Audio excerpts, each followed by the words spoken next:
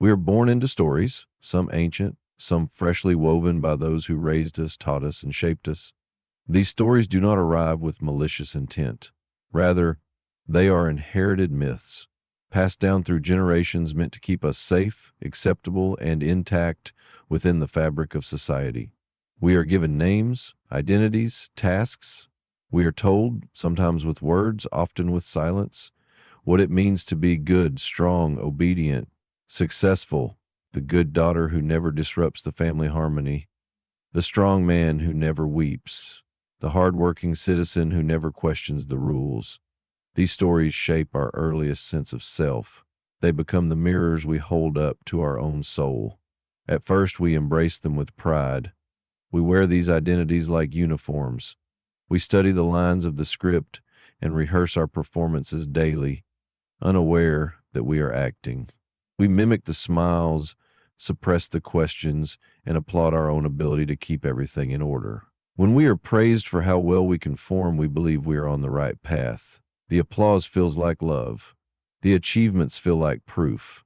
We belong, or at least we appear to. But there comes a moment, sometimes quiet as a breath, sometimes violent as a storm, when the image cracks. You catch a glimpse of yourself in the mirror, not physically, but existentially, and something doesn't align. The face looking back at you feels unfamiliar, even though you've worn it for years. The words you speak feel rehearsed, even though you've spoken them 1,000 times. You smile at the right time, say the right things, and yet somewhere deep inside, a whisper begins to echo, "This is not who I am. This is not a breakdown. This is not weakness. This is the first tremor of awakening, the first moment the soul stirs from beneath the rubble of years of expectation." This awakening does not arrive with clarity or confidence. It often begins in confusion, discomfort, and fear. We are not just shedding a costume. We are letting go of the very identity that once protected us. And because that identity kept us safe, we fear what will happen without it. If I am not the good daughter, then who will love me? If I am not the provider, then what is my worth? If I stop pretending, will anyone stay? This fear is real, but so is the calling. I once spoke with a woman who lived this transformation in the marrow of her being.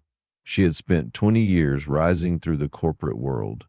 She had prestige, power, and possessions.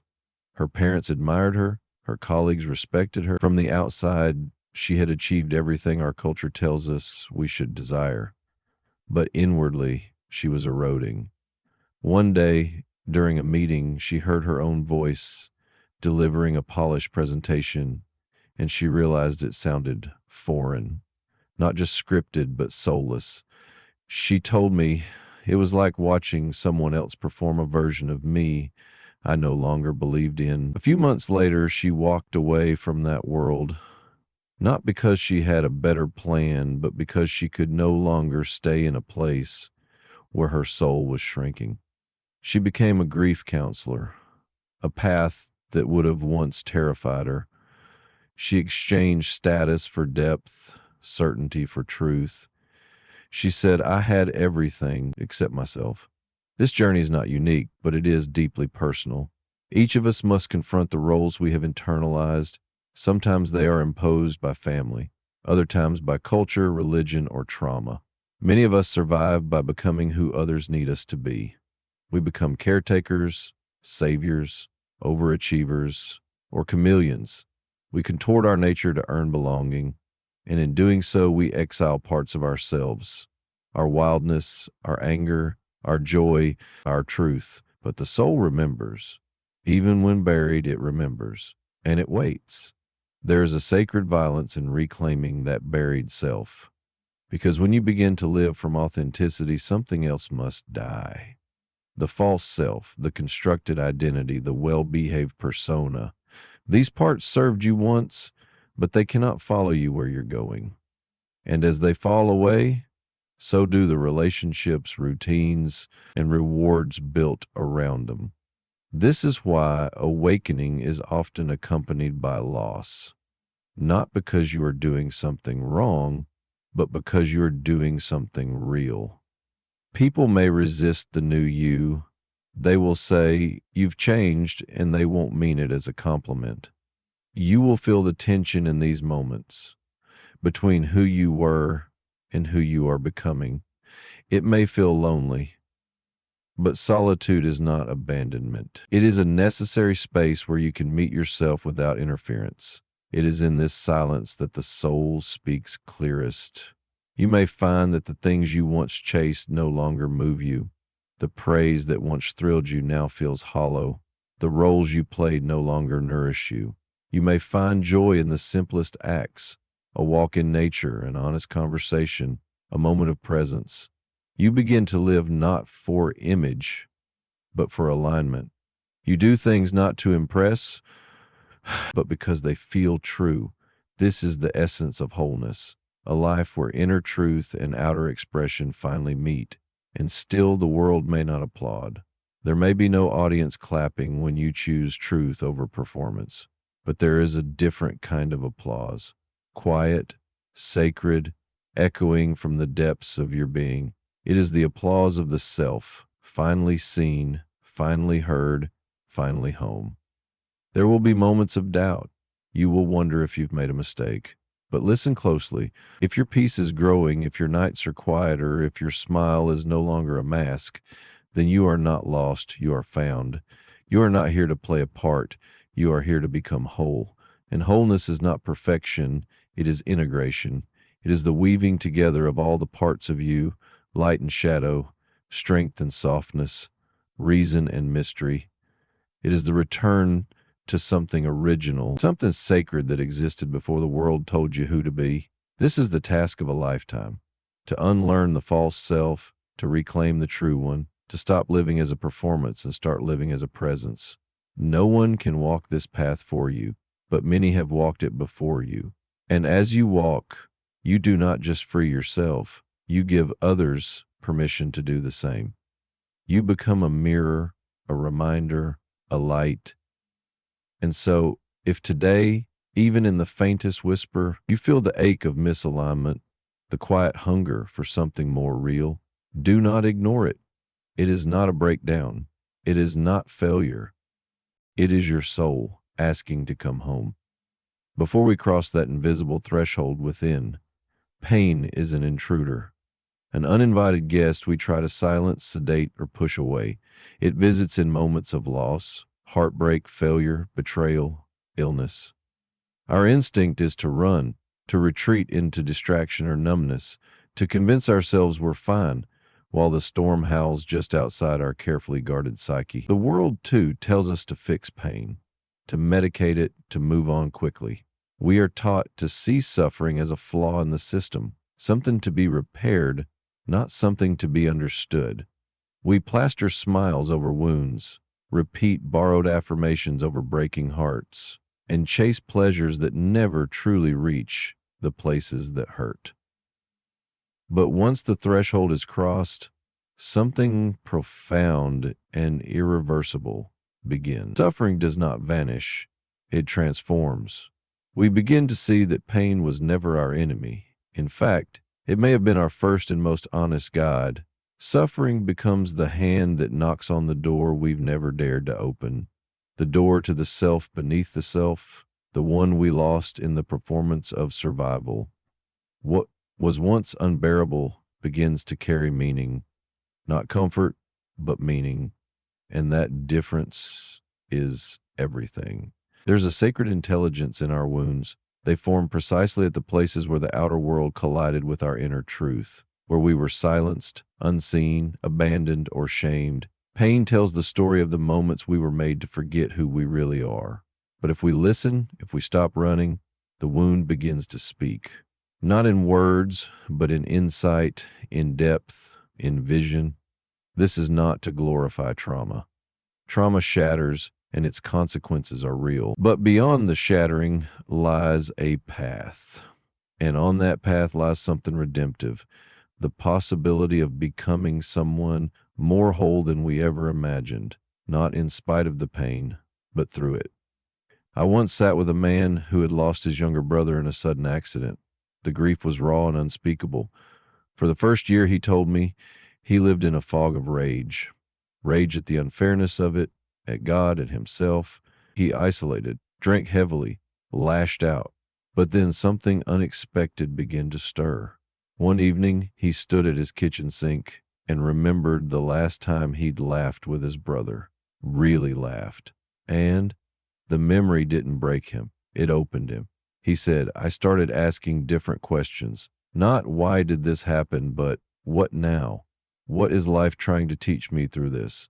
He began to notice how fragile time was, how he wasted hours on arguments and regrets. He started volunteering at a youth center, offering mentorship to boys who had no big brothers. That didn't fix the grief, but it transformed it into something that served life instead of destroying it. This shift from resistance to inquiry is the alchemy of the soul. Before the threshold, the question is always, why is this happening to me? It is a question of blame, of victimhood, of paralysis. After the threshold, the question becomes, what part of me is trying to be born through this? And that one shift changes everything, because now pain is not a punishment, but a portal. It is not chaos, it is initiation. Initiation always demands sacrifice. Something in us must die, an illusion, a defense, a way of seeing ourselves or the world. But what is born in its place is not simply an improved version of who we were. It is something altogether different, something deeper. We begin to know ourselves beyond roles, beyond titles, beyond appearances.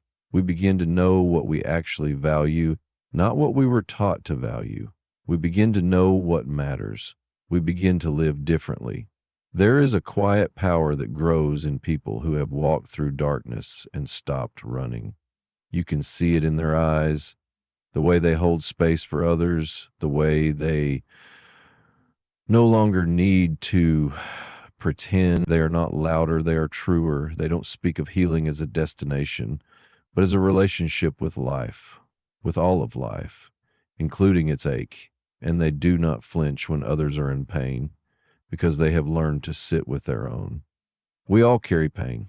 Some of it is ancient, some inherited, some fresh, and too often we treat it like a secret, a defect, something shameful. But what if pain is not the thing that makes us broken? What if it is the thing that breaks us open? In mythology, the hero always suffers before the transformation. There is always a descent, a loss, a trial. The journey into the underworld is not punishment, it is preparation. And when the hero emerges, they return not with what they wanted, but with what the world needs. The same applies to each of us. The pain we survive, the lessons we earn in fire, are not only for us, they are gifts we are meant to give back. When you stop avoiding your suffering, it becomes your teacher. When you listen to your grief, it becomes your compass. And when you let your pain initiate you, you begin to carry a kind of authority not over others, but over yourself. You are no longer tossed in the wind of every storm. You have weathered something. You know something. You are not broken. You are being asked to evolve. And though it may not feel like it now, one day, perhaps far from today, you will look back at your darkest night and whisper, that was the moment I began to come alive. Not because you chose the pain, but because you chose to face it, to let it shape you, to let it open you. This is the threshold. Once you cross it, there is no going back. But what waits on the other side is your true self, the one who was never lost, only buried beneath all the noise. Listen to your pain. It may be telling you what your joy never could. Crossing the inner threshold, that irreversible moment when the self begins to awaken, is not only an encounter with your soul, but also a disruption to the world around you. It does not arrive quietly. It shifts the ground beneath everything you have built. And one of the first places this disturbance is felt is in your relationship. You begin to sense, often painfully, that not everyone is meant to walk beside you beyond this point. The life you built was crafted by the former version of you. It was formed around certain roles, behaviors, patterns, a shared mythology with those around you.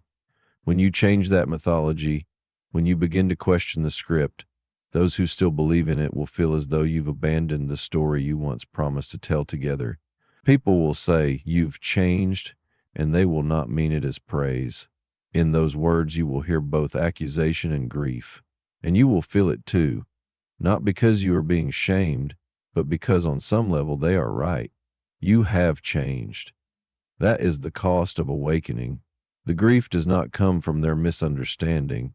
It comes from your awareness that the connection you once shared with them was built on a version of you that no longer exists. You find yourself slowly pulling away from conversations that once animated you. You sit at dinner tables and feel like a stranger in your own life. The gossip, the small talk, the habitual complaining, these no longer amuse or comfort you. You smile politely, but feel your spirit growing tired from the performance. It's not that you believe you are better than others. That is not it at all. It's that something inside you can no longer be fed by what is shallow. You crave truth, not just words. You long for presence, not just attention. You want to feel deeply and fully, not just fill the silence. The shift can feel lonely. The invitations might slow down. The phone calls might stop. Friends you've had for years may begin to say they don't recognize you. And they don't, because what they knew was a part of you that played by the old rules, kept the peace, mirrored their expectations. Now that version of you is dissolving, and in its place, something more authentic is emerging. That authenticity threatens the equilibrium of relationships built on mutual avoidance or roles that required you to stay small. Sometimes it is family who resist the new you. Perhaps your awakening challenges long-held beliefs or dynamics. Maybe you begin to speak truths that were always felt but never voiced. Maybe you stop laughing at the jokes you used to endure, stop nodding at the traditions you no longer align with. It can be heartbreaking. The desire to belong, especially within the family system, is one of our oldest and deepest needs. But when the price of belonging is the betrayal of the self, the soul will eventually refuse the bargain. There is a cost to truth. There is a cost to depth, but there is also a gift. In time, when the dust begins to settle, something sacred begins to occur. You start to attract people who see you, not the image, not the version of you that conformed, but the real you. They are often few, but they are profound. These relationships arrive not with drama or intensity, but with a strange and peaceful recognition. It feels like remembering something you didn't know you forgot, like hearing your native language spoken after years of silence. These connections are not based on convenience, ego, or survival. They are based on resonance. There is a sense of, I don't need to explain myself here. I am safe to be as I am. You speak less, but are understood more. You can sit in silence and still feel held. These are the relationships that nourish the soul because they meet you where you truly live, not where you once performed. It is not that your need for connection disappears after the threshold. It deepens. You no longer seek quantity, you seek quality. You no longer need a crowd, you long for communion. And though this might mean that the circle grows smaller, it becomes infinitely richer. You stop asking, do they like me? And begin asking, do we nourish each other's truth? There is a paradox here. The more you belong to yourself, the more you find others who meet you in that same self-belonging. It is as if the soul, once awakened, emits a frequency that calls forth its kin, not by force, not by effort, but by being. You may feel grief, yes, for the friendships that fade, the family ties that grow distant, the laughter that no longer echoes the same, but beneath the grief is something else, a clarity, a freedom. You begin to see that not all loss is tragedy. Some loss is pruning. Some loss is necessary space for truth to take root. There is no blame in this process. Those who drift away are not wrong. They are simply walking a different path. Maybe one day your roads will cross again, or maybe they won't. But there is peace in releasing what no longer aligns. There is dignity in allowing yourself to evolve without guilt. And if you ever feel the ache of isolation, remember, the most sacred journeys are often walked in solitude before they are shared. The wilderness is not a punishment, it is preparation. It strips away the noise so that when true connection appears, you are ready to recognize it. What you are feeling is not wrong. It is the price of coming home to yourself. In this new landscape, the currency is honesty. The language is presence. The bond is soul. And those who meet you here, in the stillness, in the rawness, in the fullness of your becoming, are not just friends. They are mirrors of the truth you dared to live. There is a strange and sacred calm that arrives after you've crossed the threshold. It is not loud. It does not announce itself. It doesn't come with bright lights or dramatic revelations. It is quiet, almost ordinary at first, like the stillness that follows a long storm, but beneath its silence lies power. It is a peace not rooted in perfection, but in the death of needing perfection. And this, in a world built on striving and proving, is revolutionary. Before the threshold, peace was always conditional, something you chased, arranged, or negotiated for. It was fragile, always just out of reach. You told yourself, once I have the job secured, then I'll relax. Once they love me the way I need, then I'll be okay. Once my body looks this way, once the future's certain, once the house is in order, then, maybe then, I'll find rest. But that kind of peace is never real. It is a mirage, because life, in its essence, cannot be controlled. The more you clench, the more it slips through your fingers. And deep down, we all know this. But we keep running, because control gives us the illusion of safety, and we fear what might happen without it. But when the threshold is crossed, when the soul begins to awaken, something profound happens. You start to let go. Not out of defeat, but out of understanding. You begin to see that true peace does not come from arranging the world to suit your preferences. It comes from no longer needing the world to validate your inner state. The chaos can still exist, the bills, the heartbreaks, the missed calls, the unknowns, but they no longer shake your foundation the way they once did.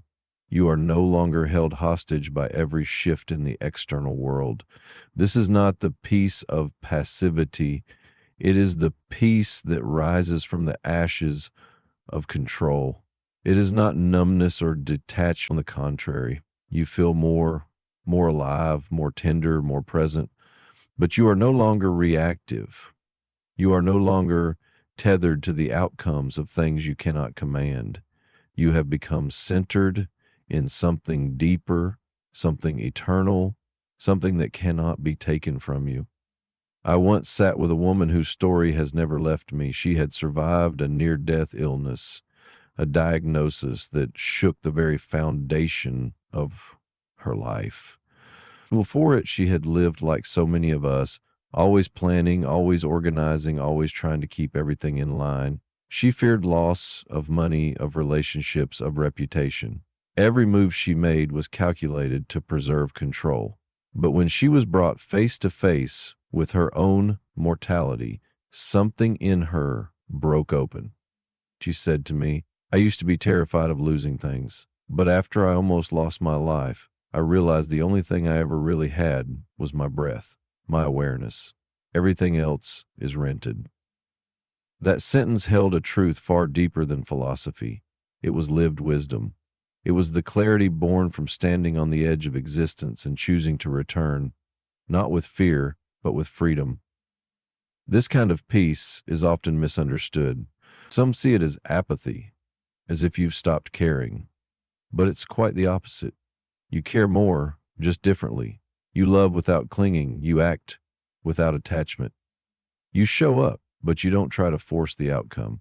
You realize that holding on too tightly doesn't preserve life. It strangles it. And so, your hands open, Your heart opens, and in that surrender, you discover a strength no amount of control could ever offer. Before the threshold, peace is brittle. It shatters at the slightest disappointment. One harsh word, one unexpected turn, and the whole illusion of calm collapses. After the threshold, peace is supple. It bends, it weathers, it flows. It's not about having less chaos. It's about not needing the chaos to go away in order to feel whole. You sit in the middle of the storm and remember who you are. There's a sacred detachment that arises here, not from life, but from the lie that life must behave in a certain way for you to be okay. You stop outsourcing your serenity to things you cannot control. You stop waiting for everything to line up before you rest. You realize that peace is not the absence of difficulty, it is the presence of inner alignment. This changes how you move through the world. You start to notice that the urgency begins to fade. You're no longer rushing to prove, to fix, to chase. You're no longer trying to earn rest. You live from it. You take time to breathe. You listen more. You react less. You give people space to be who they are. Not because you've become indifferent, but because you've stopped trying to manage other people's journeys. You begin to embody a different kind of presence, one that others can feel, even if they can't name it. One that stops the fight, flight, hide, freeze, and fawn.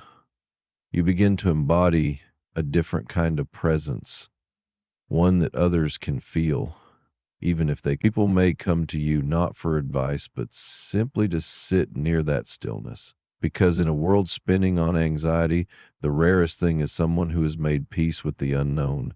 This is not a destination. There are days when the old fears return, when the urge to control resurfaces. That's human. But now you see it for what it is, a story, a habit, a memory of who you once were. And instead of obeying it, you smile gently and return to your center. Over and over again, you return you were searching for. In achievements, in relationships, in control was never out there. It was always within you. And now that you've found it, nothing can truly unseat you, not for long.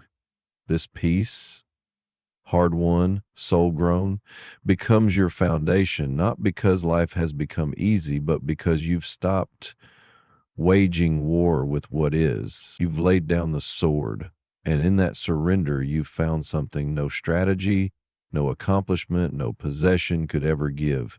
You've found yourself, and in that you've found peace. There is a moment, quiet yet unmistakable, when the center of gravity within you shifts.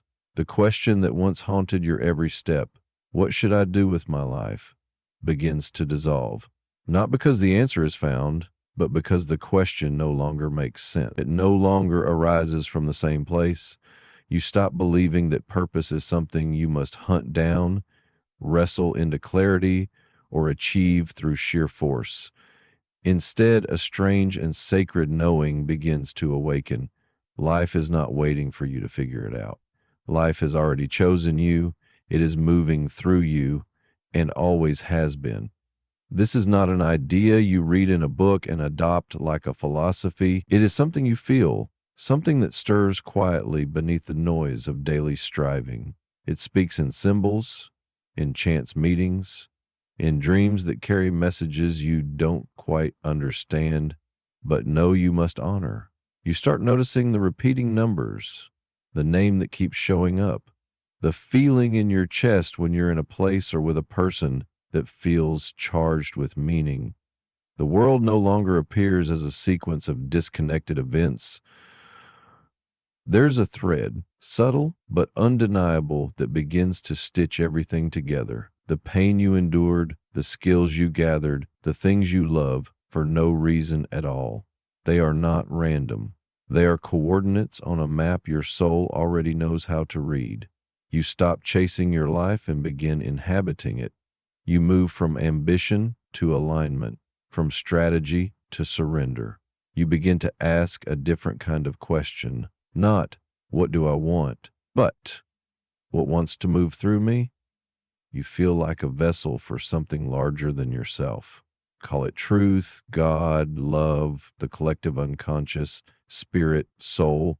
The name does not matter, the feeling does. It is a fire that doesn't consume you but reveals you.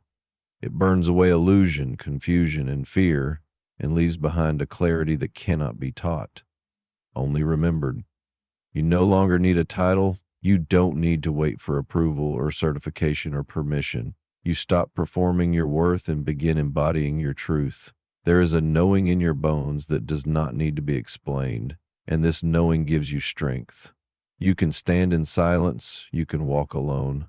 You can say no to what once seduced you and yes to what once terrified you, because now you are not living to impress the world. You are living to express something sacred from within it. This shift is not always visible to others, but it is always felt. You become less concerned with success as the world defines it. You are no longer seduced by numbers, by applause, by status. You are still capable, more than ever, but your actions are no longer dictated by ego.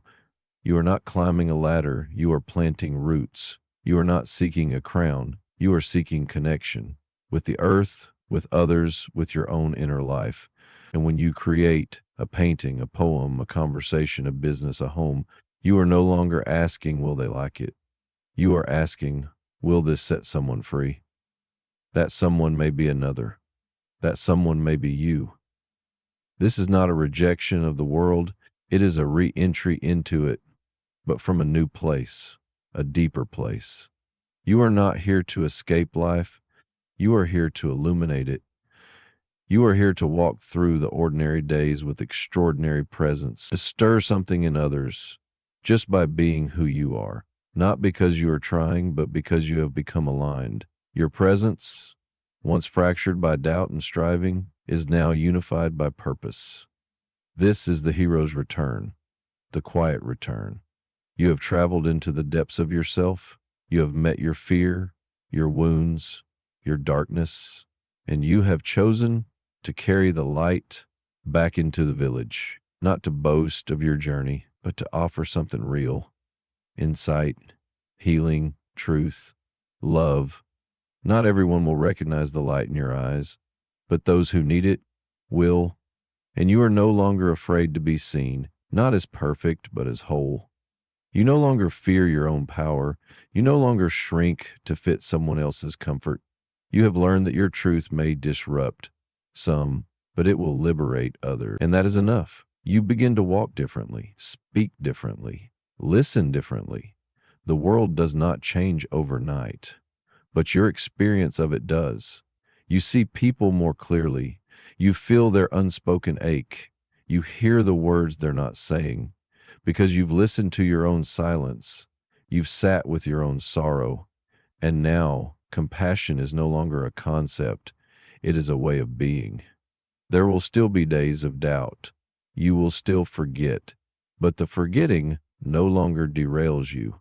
It reminds you the path is not straight, but it is yours, and you no longer need to see the entire road to know you are on it. You feel it in your breath, in your bones, in the way the right words come at the right time, in the way your presence is drawn to the places where it is most needed, in the way your life at last feels like it is not something you are building, but something you are becoming. This is purpose, not a goal to achieve, but a presence to embody, not a task list, but a torch. You carry it not because it makes you special, but because it makes you true. And in being true, you help others remember their own truth. This is the soul's way, the inner call made visible, the quiet work of the awakened. And though few may understand the transformation you've undergone, though the world may still clamor for outcomes and accolades, something inside you smiles, not with pride, but with peace. Because now you are not asking, what should I do with my life? You are simply living it, lit from within.